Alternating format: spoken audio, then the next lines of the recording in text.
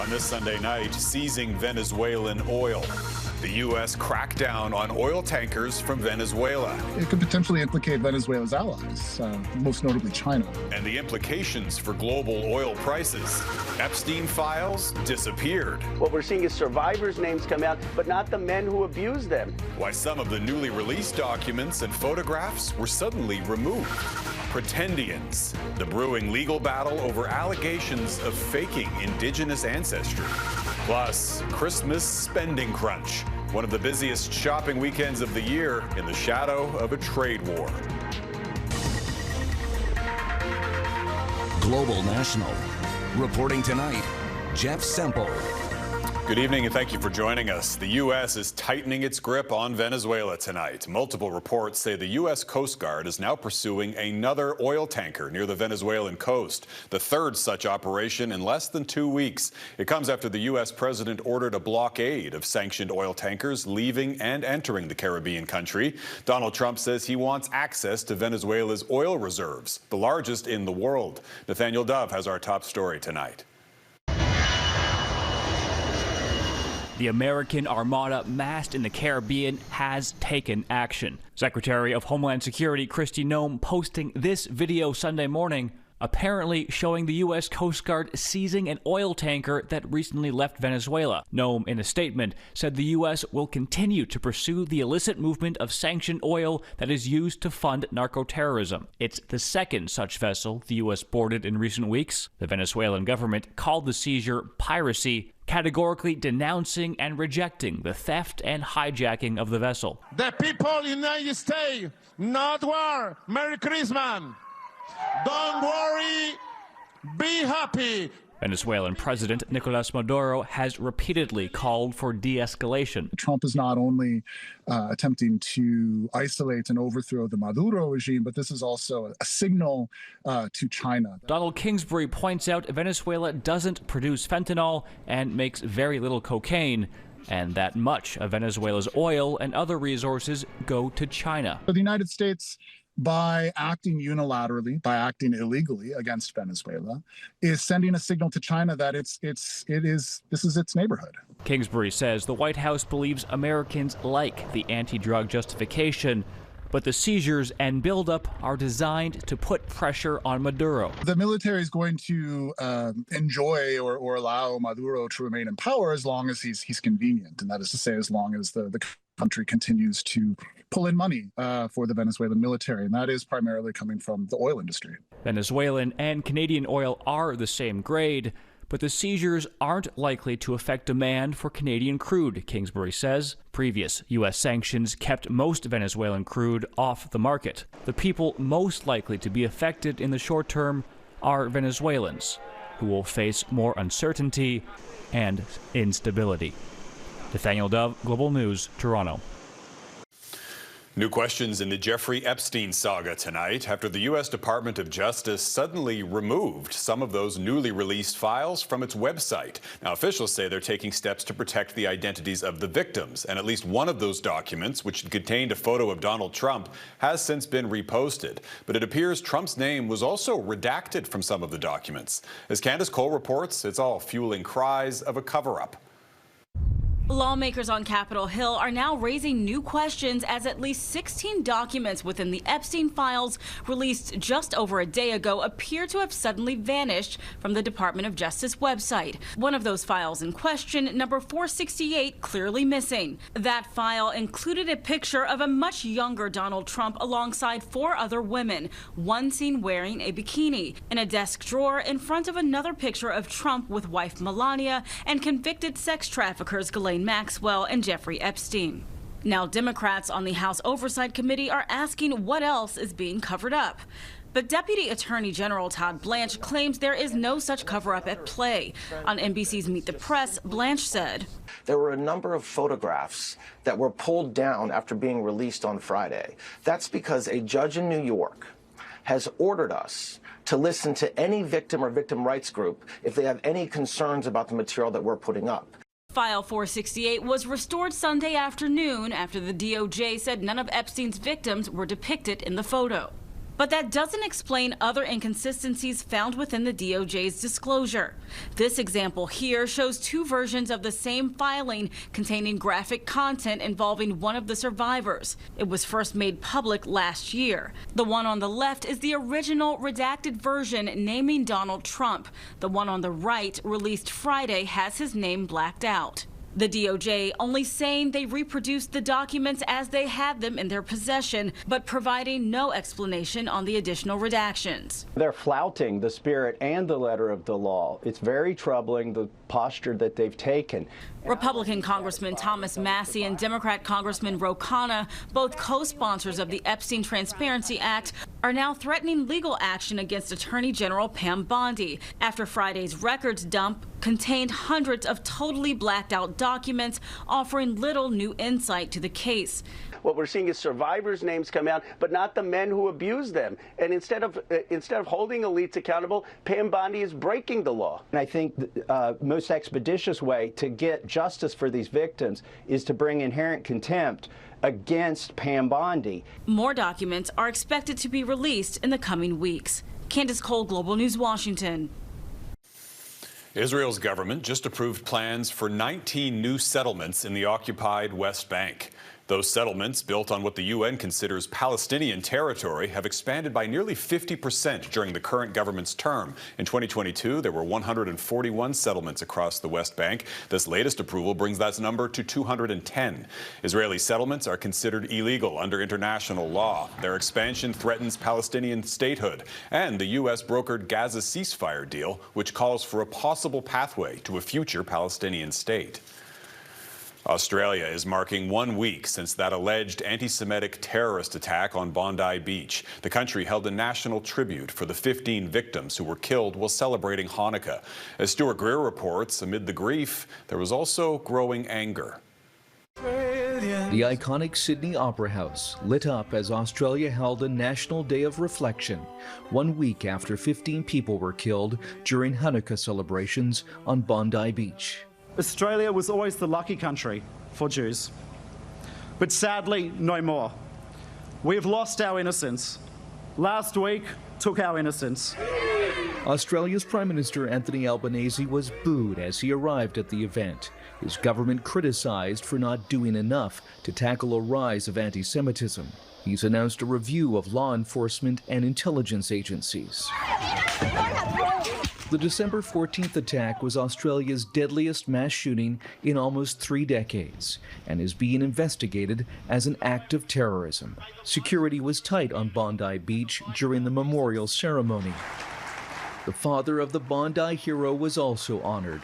His son, Ahmed Al-Ahmed, praised for wresting a gun from one of the attackers, getting wounded in the process. 2.5 million. Recovering in hospital, the Muslim father of 2 was presented with a check after donations were raised through a GoFundMe campaign. Authorities believe the attackers, a father and son, were inspired by the Islamic State, saying they found homemade flags from the group in their car. Australia's state of New South Wales is proposing to ban those and other extremist symbols. This crime was an attempt to marginalise and scatter, to intimidate and cause fear. But Jews have stood up to this intimidation for thousands of years. Come waltzing Matilda. Mourners sang Waltzing Matilda once again, dedicated to the shooting's youngest victim, 10-year-old Matilda B. As Australia attempts to move on, the country's prime minister is pledging tougher laws on gun control, including an ambitious buyback scheme for firearms. Stuart Greer, Global News, Prague. Turning to another mass shooting in South Africa. At least 9 people are dead and 10 others are injured. It happened at a tavern near Johannesburg this morning. Officials say 12 suspects arrived in 2 vehicles and opened fire. A manhunt for the suspects is now underway. It's the second mass shooting in South Africa in just 3 weeks. Earlier this month, a shooting at an unlicensed bar near Pretoria killed 12 people. South Africa has one of the world's highest homicide rates, fueled by gang violence. Well, there's growing speculation in Alberta that voters there could be heading to the polls in 2026. Premier Danielle Smith is facing dissent from within her own party, frustration over her government's repeated use of the notwithstanding clause, and a possible separatist referendum next year. Heather Yerkes West looks at the high stakes of an early election. Next guest, please. With just a few days before Christmas, getting home for the holidays is priority one. But ask Albertans to talk politics. Even busy travelers are happy to share what's on their mind. I don't like some of the decisions that are being made. I think we need some change with some of the things happening, healthcare, education, things like that. Speculation that Alberta could be heading towards an early election appears to be welcome at Calgary's airport. I wouldn't be against it. I would like to go to the polls early, yeah. Why is that? Well, it's been a while since we have been to the polls, and I think the climate has changed in Alberta. Are we going to the polls in 2026? The short answer is absolutely we are, because we're having these referendum questions. The question is whether there'll be a general election as part of that. How many of you support an Alberta pension plan? After a summer-long tour, the provincial government's Alberta Next panel is recommending a series of questions on things like an Alberta pension plan and immigration reform be put to voters to decide. The issue of Alberta separatism is likely to head to a referendum in 2026 as well. Thank you for coming. There are also 36 petitions now collecting signatures in a bid to recall 20 of Danielle Smith's United Conservative Party MLAs. I'm sure she's doing private polling. Are they looking at the numbers and going, this is the best opportunity for us now? Things might get worse afterwards. Because there are likely to be more challenges ahead for the Danielle Smith government, including another deficit budget dragged by the sagging price of crude. All recent polling shows the UCP would win an election, though its lead appears to be decreasing over the NDP. But the next election will have a new option for voters too. Our name is now the Progressive Tory Party of Alberta. 2 former UCP MLAs have now rebranded what was formerly known as the Alberta Party, hoping to win support from the province's centre-right. Provincial politics may be winding down for the holidays, but come January, stay tuned for a busy new year. Heather Yurex, West Global News, Calgary. Well, it was a busy weekend for millions of Canadian shoppers. With Christmas now just days away, procrastinators rushed to the stores to get their gifts in order. But after a rocky year of trade wars and tariffs, some Canadians are taking a different approach to their holiday shopping. Lexi Benedict explains. The countdown to Christmas is on, and so is the rush at Yorkdale Shopping Centre here in Toronto. Christmas is soon, so you have to. Friday marked the busiest shopping day of the year. After that was Super Saturday, and Sunday wraps up the final full shopping weekend before Christmas. 'Tis the season of gift giving and showing off what you bought. If we are talking about Christmas presents, so these It's just really fun. Like, it's like a toy, but at the same time it's shoes. So I assume you're happy with this gift. Of course. While the mall is busy with those trying to check off those last-minute gifts off their Christmas wish list, experts say more people are being careful with their money this year and spending less. This year, consumers are a little more frugal, too. We have our trade dispute with our friends in the South, so there's a lot of uncertainty in terms of job loss and hiring. And that caution is showing in the numbers. New data from the Angus Reid Group finds 9 in 10 Canadians are being more cautious with their spending. 41% of Canadians plan to reduce gifting. 47% will spend about the same, and only 3.5% think they'll buy more compared to previous years. And while not everyone can avoid spending money completely, they are trying to spend less of it. Why? Because everything is very expensive. And are you looking out for sales this holiday season? Yes, of course. Or even getting a little crafty. I have been making some of the gifts that I've been giving away. And another growing trend, shopping online. So they've kind of taken away some of that reason to go to the mall for the last-minute gift giving. Which is why malls are working to get shoppers off the couch and into stores. It's about product in the hands and able to try on, and shipping, right? If you buy today, you can take it home today. You don't have to guess if it's going to be delivered on the 24th. Lexi Benedict, Global News.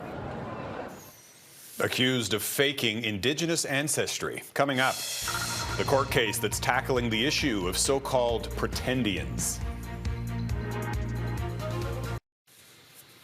A lawsuit is pitting a family who claims to be indigenous against the head of an organization that claims to expose so-called Pretendians. There have been several high-profile cases of non-indigenous people making a living by claiming indigenous identity. As Melissa Ridgen reports, it's an issue that First Nations, Inuit, and Métis leaders say needs to be stopped. Non-Indigenous. Crystal Samaginis has spent years investigating people who make a living off claiming to be First Nations, Inuit, or Métis. This is a travesty for sure. She's testified at government committees about the harm caused. It results in billions of dollars of misallocated resources and roles and spaces from the Indigenous community each year. Now, the head of the Indigenous identity watchdog group Ghost Warrior Society has found herself named in a $500,000 defamation suit filed with Yukon's Supreme Court. Plaintiffs Amanda Buffalo, her mother, and two sisters say they were investigated by Samaginis, who concluded beyond a doubt that they're white Ukrainians and went on a campaign calling them Pretendians, grifters, liars, and racists. Buffalo is an academic who claims she is a displaced Indigenous woman who has spent her career in leadership roles with Indigenous causes like missing and murdered Indigenous women and girls. Her sister, Krista Reed, has also taken on leadership roles at First Nations organizations.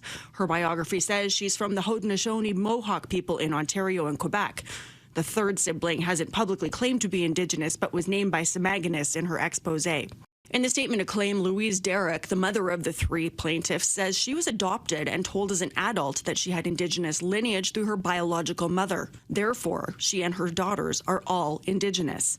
In her statement of defense, Samaginis says family lore is not proof of indigeneity, so she did not defame them. She wants proof they are who they say they are. All the defendant has to prove in her defense is that she told the truth and that the statement was factually true. And the plaintiff will also have to prove that as well. So obviously we're going to come up with one that isn't factually correct. Valentine isn't representing anyone in the matter, but says the case will have intense interest. But Indigenous identity fraud has affected a broad spectrum of Canadian society. We all know we had an emotional feeling towards finding out that Buffy St. Marie had committed a fraud, and most recently Thomas King. And I believe that these are well calculated and perpetrated frauds in order to gain a benefit for a career or other accolade. St. Marie said she was adopted by a Cree family, while King maintains his mother believed they were Cherokee. There is no date yet set for the lawsuit to be heard by a Yukon judge. Melissa Ridgen, Global News, Winnipeg. Losing the AI arms race. Coming up, the concerns Canada risks falling behind in the highly competitive industry.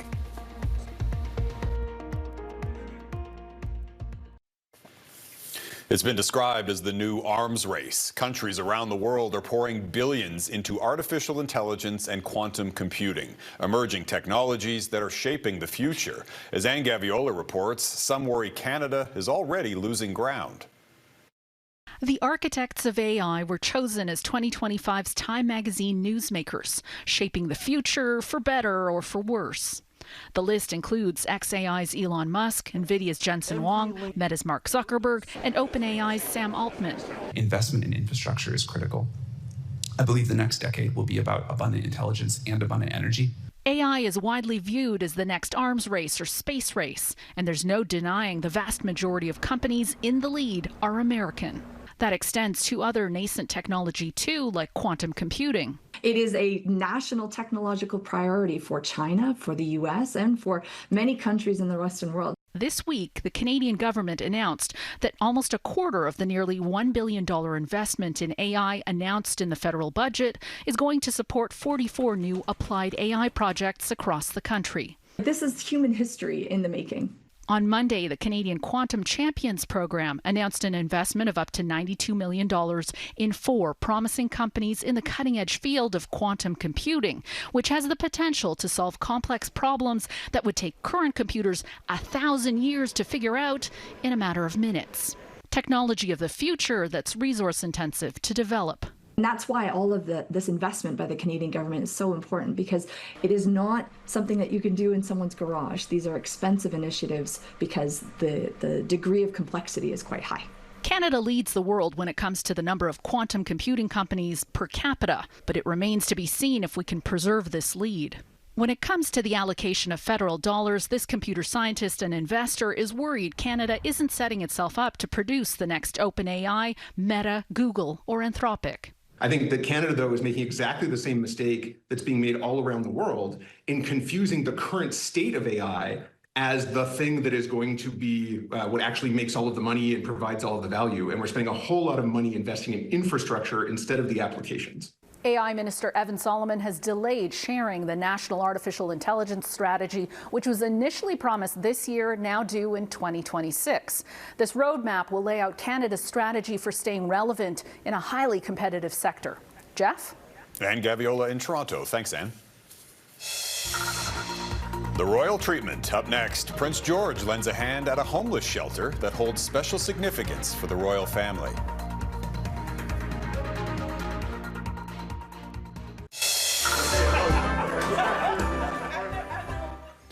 Prince William and his eldest son, Prince George, teamed up to serve Christmas lunch at a homeless shelter in London. It's the first time 12-year-old George has joined his father at the shelter, and the visit was particularly poignant for William. He was about the same age as George when his late mother, Princess Diana, took him to that same charity for the first time 32 years ago. Well, as you may have noticed by glancing out the window, this is the shortest day of the year in terms of sunlight, and it's also the first day of winter. So we thought it would be fitting to end our newscast tonight with these photographs from an artist in Saskatoon. Photographer Kelly Pankratz captures these close-up images of snowflakes using a special macro lens. They genuinely can't believe that they're real. I actually have encountered many people that would say that it's glasswork, that it's faked. Pankratz says he learned the techniques during the pandemic, and he hopes his photographs inspire others to try something new. And that is Global National for this Sunday night. I'm Jeff Semple. Tonight's Your Canada is Deloro, Ontario. We love seeing your festive Canada photos, so please keep emailing them to globalnational@globalnews.ca. Thanks for watching. Anthony Robart will be at the anchor desk with you tomorrow. Have a great night.